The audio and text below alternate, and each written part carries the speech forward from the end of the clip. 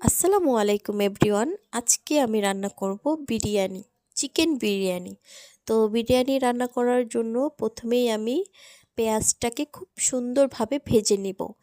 একদম রোস্টের মতো বেরেস্তা করব না, জাস্ট ওই পর্যায়ে হালকা ব্রাউন হলেই এর ভিতরে আমি আদা রসুন বাটা অ্যাড করে দিব। তো এই যে দেখুন, খুব সুন্দরভাবে এই যে আমার পেঁয়াজগুলো ব্রাউন হয়ে গেছে। তো এখন আমি এর ভিতরে আদা রসুন বাটাটা অ্যাড করে দিব। তো এখানে আদা রসুন মিক্স করে আমি প্রায় 1.5 টেবিল চামচের মতো ব্যবহার করেছি। তো এরপরে দিয়ে দিব কাজু বাদাম, পেস্তা বাদাম আর টমেটো সস।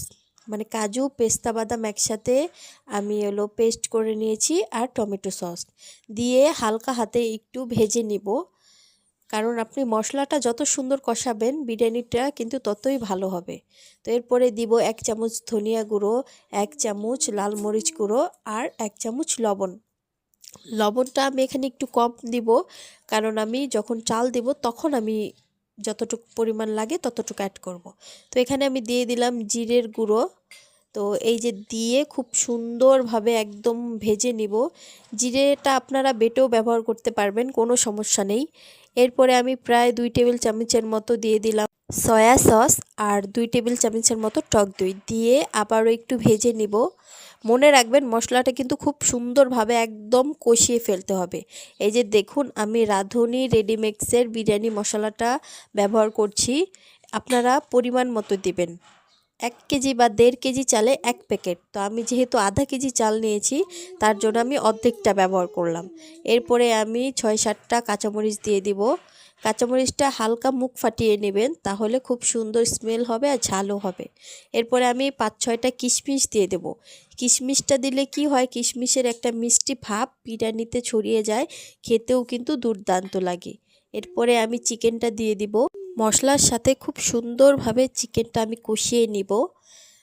এক্সট্রা পানি দেওয়ার কোনো দরকার নেই, এই চিকেন থেকে হালকা করে একটু পানি বের হবে, সেটা দিয়ে মশলাটা খুব সুন্দরভাবে কষে যাবে, মাংসগুলোও খুব সুন্দরভাবে সেদ্ধ হয়ে যাবে।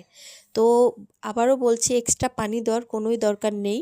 আপনারা এই মাংসর যতটুকু পানি বের হবে সেটা দিয়েই কিন্তু আপনারা চিকেনটা কষিয়ে নিতে পারবেন। এই যে দেখুন, আমার চিকেনটা কিন্তু প্রায় কষানো শেষ। এই যে খুব সুন্দরভাবে তেলটা বাইরে বেরোয় আসছে।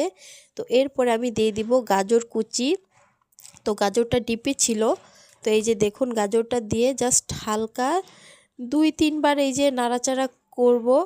এই যে দেখুন, হালকা করে একটু ভাজবো। এই মাংসটার সাথে গাজরটা হালকা করে একটু ভেজে এর ভিতরে আমি ধুয়ে রাখা চালটা দিয়ে দেব। চালটা আমি 10 মিনিট আগেই ধুয়ে রেখেছিলাম। তো এই যে চালটা দিয়ে খুব সুন্দরভাবে মশলার সাথে চালগুলো মিশিয়ে নিব। একদম ভালোভাবে নাড়াচাড়া করে চালগুলো মিশিয়ে নিয়ে একটু ভেজে নেবেন। কারণ এই মশলাতে যেই তেলটা আছে ওটার উপরেই যদি এই চালটা খুব সুন্দরভাবে ভাজেন, তাহলে কিন্তু খেতে আরও মজা লাগবে। তো এরপরে আমি দিয়ে দিব পানি। পানিটা আপনারা পরিমাপ করে দিবেন। 1 কেজি চালের জন্য 1.5 কেজি পানি। তো ওইভাবে আপনারা যতটুকু চাল ব্যবহার করবেন ততটুকু পানি নিয়ে নেবেন। তো এই যে আমার পানিটা অ্যাড করা শেষ। তো এই যে আমি একটু ভালোভাবে নাড়াচাড়া করে, যাতে কোনো জায়গায় দলা পেকে না থাকে, এর জন্য ভালো করে নাড়াচাড়া করে আমি ঢাকনা দিয়ে ঢেকে রেখে দেব। ঢাকনা দিয়ে জাস্ট বলক আসা পর্যন্ত আমি অপেক্ষা করব। তো এরপরে এই যে দেখুন, বলক চলে আসছে। বলক আসলে একটা নাড়াচাড়া করে যাতে চালগুলো উলটপালট করে দিবেন। একভাবে যদি রেখে দেন, উপরের চালটা কাঁচা কাঁচা থাকবে, নিচের চালটা বেশি ফুটে যাবে। তো ওটা করবেন না। এই যে দেখুন, বলক চলে আসছে। আমি খুব সুন্দরভাবে নাড়াচাড়া করে আবারও ঢাকনা দিয়ে ঢেকে রেখে দিব 10 মিনিটের জন্য। এই যে দেখুন, 10 মিনিট পর কিন্তু পুরো চালের পানিটা প্রায় শুকিয়ে গেছে, হালকা কিছু পানি আছে। তো আমি আবারও চালটা ভালোভাবে নাড়াচাড়া করে এই যে চুলার আঁচটা এখন একেবারে লোতে করে দিব, কারণ যতটুকু পানি আছে ততটুকুই এই চালটা সেদ্ধ হয়ে যাবে। তো আমি চুলার আঁচটা একেবারে লোতে করে দিয়েছি। 10 মিনিট পর আবার আমি ঢাকনাটা খুলে এই যে দেখুন, চালটা আবার নাড়াচাড়া করে দিলাম। এখন কোনো পানি নেই।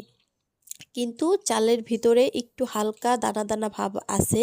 তো এটা আমি যদি আরও কিছুক্ষণ দমে রেখে দিই তাহলেই কিন্তু বিরিয়ানিটা একদম রেডি হয়ে যাবে।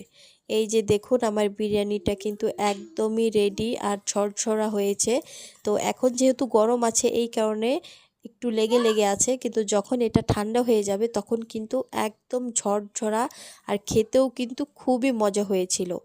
তো আপনারা যদি এভাবে বিরিয়ানিটা ট্রাই করেন অবশ্যই কিন্তু আপনাদের বিরিয়ানিটাও একদম পারফেক্ট হবে আর খেতেও কিন্তু খুবই অসাধারণ হয়েছিল। তো আপনারা কিন্তু এভাবে বাড়িতে ট্রাই করতে পারেন। তো বাড়িতে ট্রাই করে কেমন হয়েছে অবশ্যই কিন্তু কমেন্টে বলবেন। আর আমার ভিডিওটা যদি আপনাদের ভালো লেগে থাকে অবশ্যই একটি লাইক দিয়ে শেয়ার করে যাবেন অ্যান্ড আমার চ্যানেলটা সাবস্ক্রাইব করে আমার পাশে থাকবেন। এই যে দেখুন ঠান্ডা হয়ে গেছে, কতটা ঝরঝরা হয়েছে। তো সবাই ভালো থাকবেন।